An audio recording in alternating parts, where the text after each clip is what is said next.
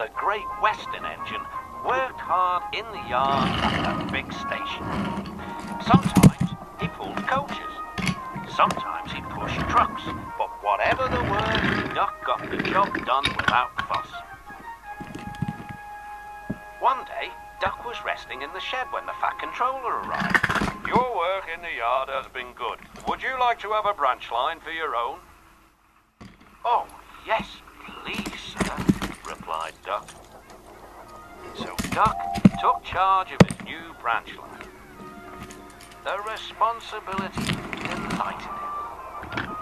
The line goes from sandy beaches till it meets a port where big ships come in.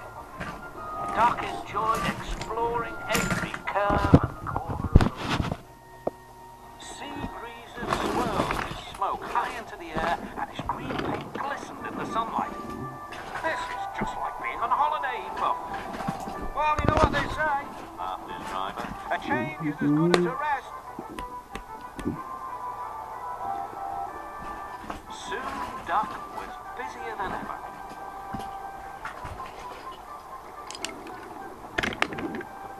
The Fat Controller was building a new station at the port, and Duck pushed the trucks wherever they needed. Bertie looked after Duck's passengers, and the other engines helped too, but the work took a long time.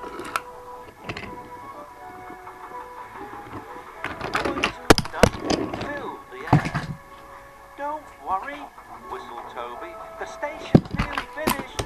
And no time too, said Duck thankfully.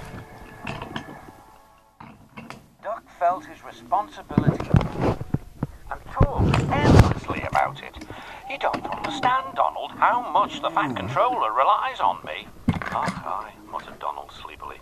I'm Great Western, and I... Quack, quack, quack. What? Ye heard? Quack, quack you go. Sounds like you'd an egg laid. Now wheesht and let an engine sleep. Quack yourself, said Duck indignantly.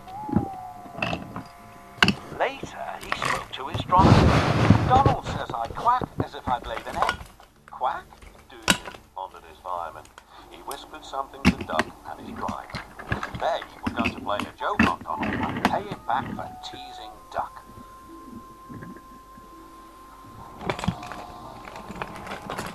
The engines were busy for the rest of the day and nothing more was said. Not even a quack.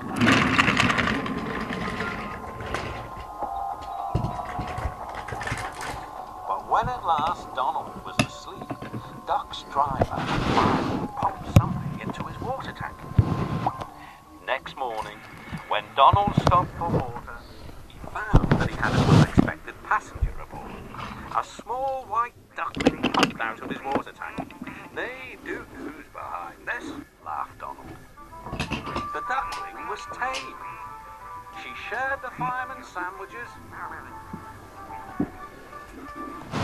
and rolled in the tender. The other engines enjoyed teasing Donald about her.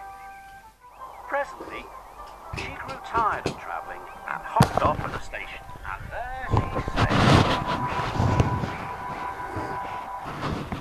That night, Donald's driver and fireman got busy. And in the morning, when Duck's crew arrived, they laughed and laughed. Look, Duck! Look what's under your bunker. It's a nest box with an egg in it. Donald opened a sleepy eye. Will. You must have laid it in the night, Duck, all unbeknownst. Then Duck laughed too. You win, Donald. It'd take a clever engine to get the better of you. There's a pond near the duckling station. Here she swims and welcomes the trains as they pass by. The station master calls her Dilly. To everyone else, she is always Donald Duck.